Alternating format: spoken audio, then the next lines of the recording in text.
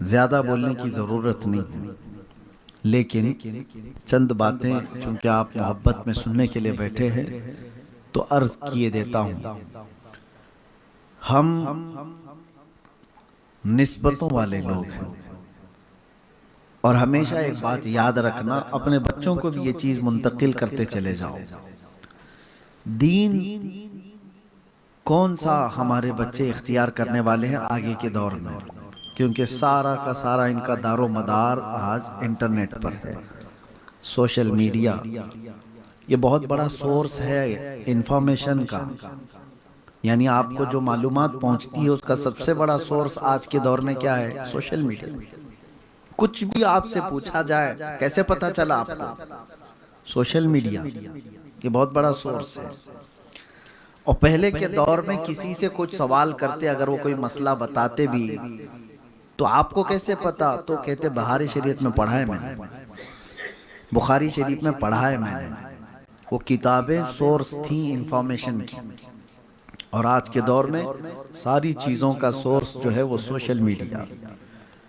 دینی نالج بھی، دنیاوی نالج بھی، سب چیزوں کو انہوں نے سورس بنایا۔ اس لیے اب میں آپ سے کہتا ہوں کہ اللہ کے نبی صلی اللہ تعالیٰ علیہ وسلم کا یہ دین، اس کو بزرگوں نے فرمایا انظر امن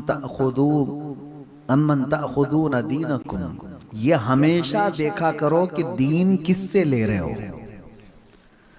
مارکیٹ میں جا کر کے اپنا سامان خریدنے کے لیے اس کی کیٹیگری چیک کرتے ہو، ڈاکٹر کو دکھانا ہے اپنا جسم تو آپ اس کی ڈگریاں چیک کرتے ہیں، اس کا بیک گراؤنڈ کیسا ہے، کسی کو انجیکشن سے مار تو نہیں دیتا۔ اور اس میں بھی آپ عام طور پر ڈگری تو ہے یہ B H M S, B A M S, B U M S, لیکن آپ کس چیز کو ترجیح دیتے ہو وہ بھی آپ کو پتا ہے۔ آپ دیکھتے ہیں ایم بی بی ایس ہونا چاہیے، اس سے زیادہ اگر ایم ڈی ہو تو اس کو پریفر کریں۔ جسم کو دکھانے کے لیے بھی آپ بہت جانچ پڑتال کر رہے ہو، سامان خریدنے کے لیے بھی جانچ پڑتال کر رہے ہو، ہر چیز میں اپنے معاملات کے لیے وکیل بھی ڈھونڈتے ہیں تو اس کے ریویوز لیتے ہیں پہلے کہ کیسے۔ یہ سب چیزوں میں ہم جانچ پڑتال کر رہے ہیں، تو کیا ہمارے دین کو ہم اتنا ہلکا سمجھ لیں کہ ایرا غیرہ جو بھی بیان کر گیا اس سے دین لے لیں گے؟ سورس آف انفارمیشن جو ہے، معلومات کا جو ذریعہ ہے آپ کا، اس کے اوپر آپ کی ہمیشہ توجہ ہونا چاہیے۔ کیا چیک کرنا ہے؟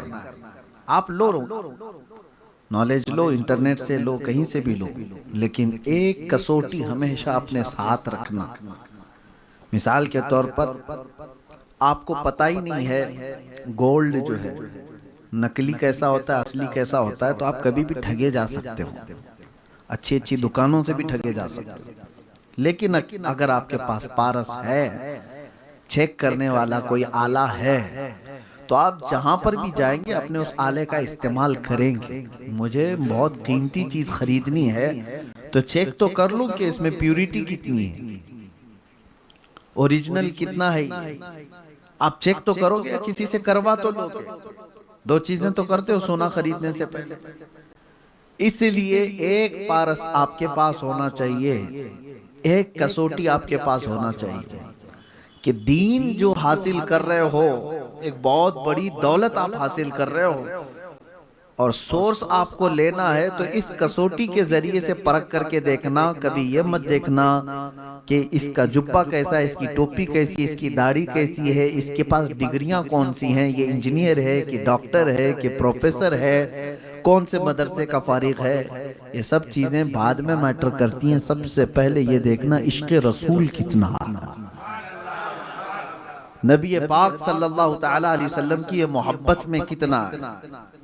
اگر اس چیز میں وہ پکا ہے تو سمجھ لو کہ آپ کے پاس بالکل اوریجنل دین آئے گا، اور اس میں اگر کہیں ڈلمل یقین دکھتا ہے تو سمجھ لو کہ آپ کو ڈپلیکیٹ گولڈ کوئی ٹھگا دے گا، کوئی آپ کو پکڑا کے چلا جائے گا۔ ہمارے آج کے نوجوانوں کو یہ آج سب سے بڑی دقت ہے کہ سوشل میڈیا تو وہ یوز تو کر رہے ہیں، لیکن دین کا سورس جن لوگوں سے وہ حاصل کر رہے ہیں، کیا ان کے بارے میں ان کی نالج ہے، کچھ معلومات ہے کہ جن سے ہم اپنا دین حاصل کر رہے ہیں یہ کون لوگ ہیں؟ یہ باتیں تمہید کے طور پر میں نے کیوں کہا، اب آپ کو میں بتاتا ہوں۔ میرے عزیزو، اب ہمیشہ ایک بات یاد رکھنا، جو دین رسول پاک صلی اللہ تعالیٰ علیہ وسلم سے صحابہ میں آیا، صحابہ اکرام سے تابعین میں آیا، سورس یاد رکھو اور ذریعہ راستہ یاد رکھو، صحابہ میں آیا، صحابہ سے جو صحابہ کو دیکھے ہیں وہ کون کہلاتے ہیں؟ تابعین۔ تابعین کے بعد اولیاء کاملین، اولیاء کاملین سے یہ علماء اہل سنت۔ یہ جو سورس ہے ہمیشہ اس کا خیال رکھنا کہ وہی دین میرا سچا ہے جس کو صراط مستقیم کہا گیا ہے۔ یہ سارے سورس میں سے کہیں کسی ایک کا بھی کوئی انکار کرتا ہوا دکھتا ہے تو سمجھ لو کہ یہ دوسرے راستے والا ہے، صحابہ کا انکار کرنے والا، تابعین کی گستاخی کرنے والا، اولیاء کی بے حرمتی کرنے والا، علماء کی جماعت سے بغاوت والا۔ اس طرح سے کوئی بھی شخص آپ کو نظر آیا تو اس سے دین حاصل کرو گے تو گمراہی تمہارے سامنے ہے۔ اسی لیے اولیاء کاملین کی باتیں ہم بار بار محفلوں میں کیوں عرض کرتے ہیں؟ یہ جو محفل ہے نا غوث پاک کی، غریب نواز کی، کیوں منعقد کرتے ہیں؟ یہ بتانے کے لیے کہ اے میرے بچوں، ہمارے پاس جو دین آیا ہے وہ گوگل کا نہیں ہے، وہ غریب نواز اور غوث پاک سے ہوتا ہوا ہے۔ ہمارے پاس جو دین ہے وہ اس راستے سے آیا ہے۔ بچوں کو یہ چیز آپ ان کی گٹھی میں پلا کر کے جاؤ کہ یہ سورس آف انفارمیشن جو ہے، یہ جو دین کا راستہ ہے جہاں سے ہمیں ملا ہے، اس سے ہٹ کر کے ہمیں نہیں لینا ہے، ان کے گستاخوں سے نہیں سیکھنا ہے۔ کچھ لوگ یہ کہتے ہیں کہ وہ بھی تو کچھ کہہ رہا ہے، سن تو لے، سن تو لے کیا بات کر رہا ہے۔ میرے عزیزو، بہت بڑے لوگوں کی میں بات آپ کو بتاؤں کہ جن لوگوں کی باتوں کی طرف آپ توجہ کرتے ہیں، یہ عام بات نہیں ہے، کسی بد مذہب اور بد عقیدہ کی باتیں، عام لوگوں کی بات کر رہا ہوں۔ چلے ہم یا دیگر علماء اصلاح حال کے لیے کسی کے ساتھ بات کی ہے وہ الگ بات ہے، کسی کے ساتھ بیٹھک ہوئی ان سے کچھ سمجھنے کے لیے، تبادلہ خیال کے لیے اور دیگر معاملات کے لیے، جو علماء اہل سنت ذمہ دار، وہ اگر ان کے معاملات اصلاح کی خاطر، دین کی تبلیغ کی خاطر، سنیت کی خاطر اگر وہ ان کے معاملات وہ ایکسپشن میں، عوام الناس کے لیے، عوام اہل سنت کے لیے میں کہہ رہا ہوں کہ اگر آپ دینی معاملات میں کسی ایسے کی طرف توجہ بھی کیا تو بزرگوں نے فرمایا کہ مرنے کے بعد اللہ تبارک و تعالیٰ اس کے ساتھ سخت پکڑ فرمائے گا۔ ایک بزرگ کا واقعہ بیان کیا گیا ہے، بہت پائے کے بزرگ ہیں، ان کے انتقال کے بعد ان کو کسی نے خواب میں دیکھا اور پوچھا کیا معاملہ کیا، تو انہوں نے کہا کہ 5 سال تک تو مجھے ایسے ہی کھڑا رکھا گیا۔ وجہ کیا ہے؟ کہا کہ میں کسی بد مذہب کی بات سن رہا تھا، بد عقیدے شخص کی بات سن رہا تھا۔ اس بارے میں میرے عزیزو، اس چیز کو آپ ہلکے میں نہ لیں۔ اب جو دور آ رہا ہے، گمراہیاں تمہاری چوکھٹ پر آ گئی، کتنے ایسے میں آپ کو بتاؤں، کتنے ایسے روز ایک فرقہ جنم لے رہا ہے، اس کا کوئی بانی ہوگا۔ شیطان بھی آج کھڑا ہو جائے اور کہہ بھی دے کہ میں شیطان ہوں، اس کے فالوور تو کچھ تو آئیں گے۔ آپ یہ مت دیکھنا کہ کس کے پیچھے کتنے لوگ جا رہے ہیں۔ آپ نے گمراہیوں کے یہ جو دروازے دیکھے، اس لیے میں آپ سے کہہ رہا ہوں کہ آپ کو پرکھنے کی اتنی صلاحیت نہیں ہے تو خواہ ان دروازوں پر مت بیٹھو۔ کوئی کہہ رہا ہے کہ ریفرنس نمبر یہ، ریفرنس نمبر وہ، فلاں، لیکن وہ گستاخ ہے صحابہ کا، گستاخ ہے تابعین کا، گستاخ ہے اولیاء کا، تو اس کی ان باتوں کو بھی نہ سنو، ان باتوں کو بھی نہ سنو۔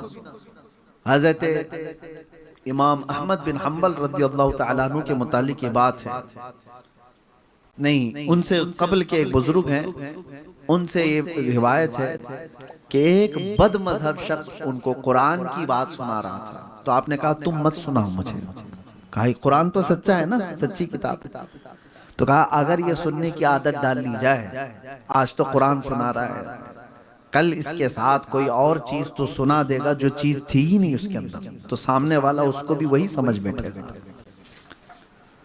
آپ کے سامنے بھی یہ بہت بڑا چیلنج ہے، بچوں کے لیے بھی میں کہتا ہوں، یہ بات اس لیے عرض کر رہا ہوں کہ سرکار غوث پاک رضی اللہ تعالیٰ عنہ، سرکار غریب نواز پر اوچھے حملے کرنے والے ایسے سوشل میڈیا کے جوکر ابھی دیکھے ہم نے پاکستان سے اٹھے ہوئے، وہاں پتہ نہیں روز ایک فرقہ جنم لیتا ہے، اور 72 سے زیادہ ہو چکے ہوں گے وہاں پہ۔